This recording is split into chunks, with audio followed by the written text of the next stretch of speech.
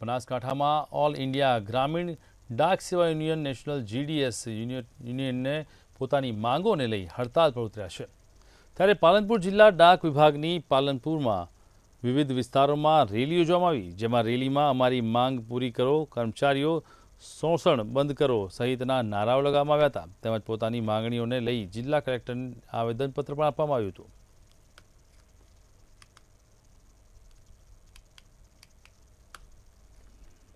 हाँ, अमर GDS union जे CHO Delhi द्वारा अमने जाण करेली અને ત્યારબાદ અમે 4-5 દિવસ થયા છે અને સતત હડતાલ ઉપર છીએ।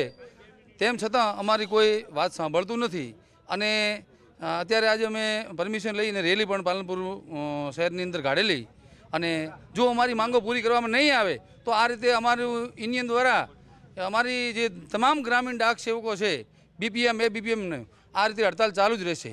જે અચોક્કસ મુદતની હડતાલ છે અમારી અને જ્યાં સુધી અમારી માંગો નહીં સ્વીકારવામાં આવે ત્યાં સુધી અમારી હડતાલો ચાલુ જ રહેશે। આજે આ હડતાલ ચોથા દિવસમાં પ્રવેશ કરેલ છે। અમોએ આજ રોજ પબ્લિકને મીડિયાને જણાવવા માટે અમે આજે રેલીનું આયોજન કરેલું છે। સરકારશ્રી અમારું ગ્રામીણ ડાક સેવકનું ખૂબ જ શોષણ કરે છે। એમનું 12-24-36નું કોઈ ઇન્ક્રીમેન્ટ હજુ સુધી આપેલું નથી, પેન્શન યોજનામાં કોઈ લીધા નથી। ફક્ત ગ્રામીણ ડાક સેવક એક એજન્ટ જેવું જ ગણાય છે, એ કાયમી કર્મચારી ગણાતા નથી। એમના માટે 8-8 કલાકનું કામ આપે છે।